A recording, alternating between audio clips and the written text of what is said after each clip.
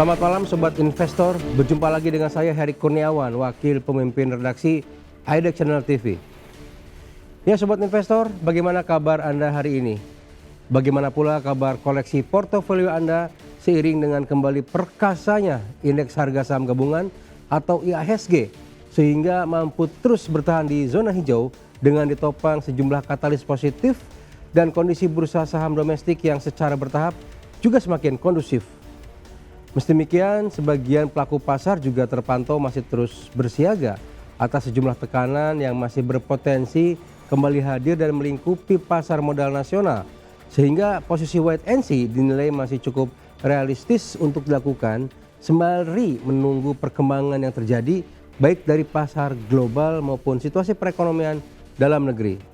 Karenanya dengan kondisi pasar yang demikian, strategi dan pendekatan apa saja yang sedang Anda siapkan atau justru telah Anda jalankan demi maksimalkan potensi cuan di tengah aksi investasi ke depan? Ya, untuk semakin melengkapi referensi Anda dalam menata strategi dan pendekatan tersebut, kali ini kami kembali membahas terkait kabar terkini dari dalam negeri di mana Menteri Keuangan Purbaya Yudi Sadewa sebelumnya telah mengkonfirmasi bahwa ada sedikitnya 490 pemerintahan daerah atau Pemda yang mengalami kesulitan dalam melakukan pembayaran gaji untuk pegawai negeri sipil atau PNS yang ada di wilayahnya masing-masing. Dengan adanya kondisi tersebut, Purbaya mulai mempertimbangkan opsi bakal diberikannya tambahan anggaran agar kewajiban pembayaran gaji PNS dapat segera terselesaikan.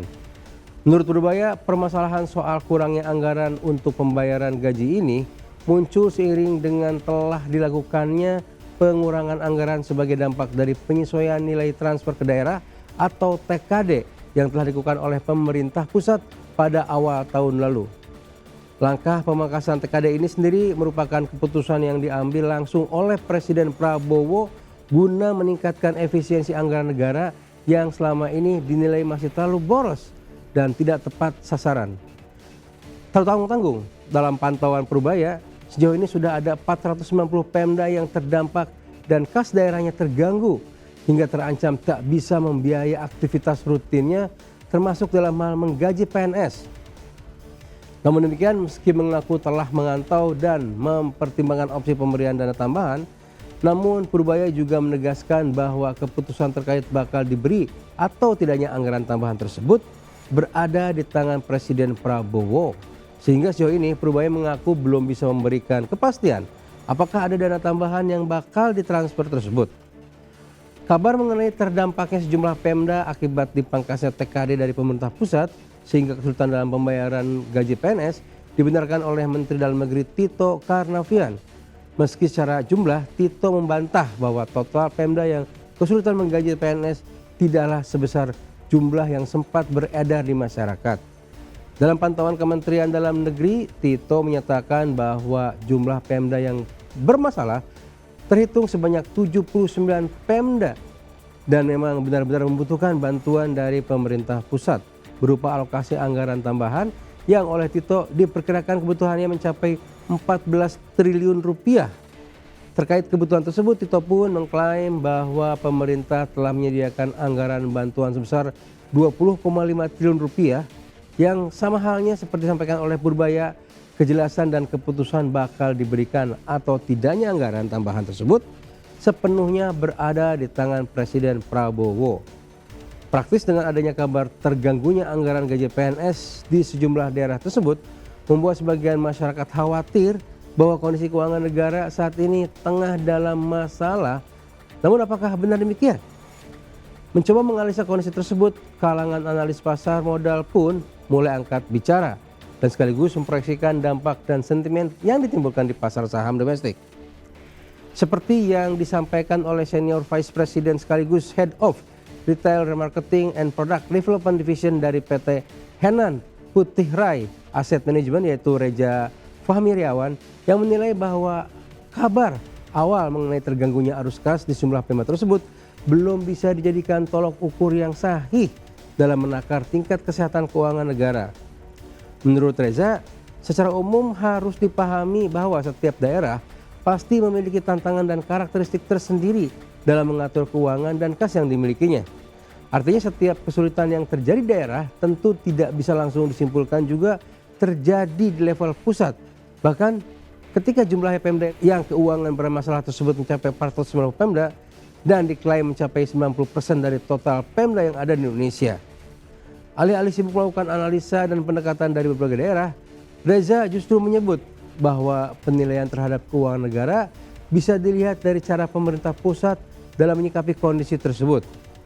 Dan sejauh ini Reza menilai bahwa dalam takaran dan terukur lainnya, pemerintah telah berhasil membuktikan bahwa keuangan negara sejauh ini masih cukup baik-baik saja dan sangat terkendali dengan baik. Tolak ukur itu misalnya saja bisa diambil dari kesigapan pemerintah dalam melakukan operasi pasar ketika posisi nilai tukar rupiah sedang tertekan oleh dolar Amerika Serikat. Dengan demikian, tuduhan atau spekulasi yang muncul di masyarakat bahwa ruang fiskal pemerintah saat ini sedang ketat otomatis sudah tergugurkan. Terlebih, Reza menambahkan bahwa kondisi keuangan anggaran ini terjadi bukan lantaran pembengkakan pengeluaran atau salah urus dalam manajemen keuangan daerah, melainkan karena nilai transfer ke daerah atau TKD yang secara resmi telah dilakukan pada awal tahun demi kebutuhan efisiensi anggaran. Artinya, ketika saat ini masih terjadi masalah di lapangan, dalam pandangan Reza, hal itu tak lebih dari dinamika baik bagi pemerintah pusat maupun daerah untuk melakukan penyesuaian dan mencapai titik keseimbangan baru pasca dipangkasnya porsi TKD yang ditransfer oleh pemerintah pusat ke daerah. Sehingga dengan sudut pandang demikian, Reza mengimbau agar masyarakat dan khususnya pelaku pasar tidak terlalu khawatir apalagi bertindak reaktif, karena yang perlu dilakukan saat ini adalah tinggal mencermati apa saja yang bakal dilakukan pemerintah pusat untuk mengatasi kondisi demikian.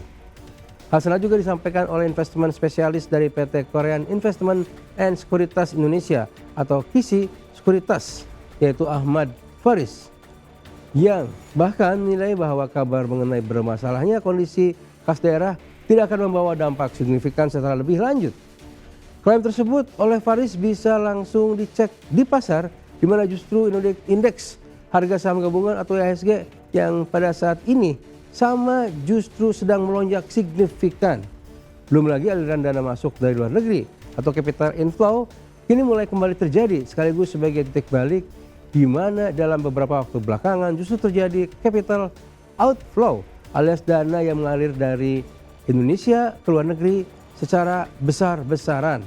Maka dengan aliran dana yang bahkan mulai masuk kembali ke Indonesia, apakah pertanyaan tentang kondisi fiskal nasional yang ketat masih terlihat relevan? Dan jawaban Faris bersamaan juga dengan Reza kompak menjawab tidak. Demikian program editorial edisi kali ini. Saya Heri Kurniawan pamit undur diri. Pantau terus berita ekonomi bisnis dan pasar modal hanya di IDX Channel TV, idxchannel.com dan media sosial IDX Channel. Sampai jumpa. Jangan lupa selalu bahagia.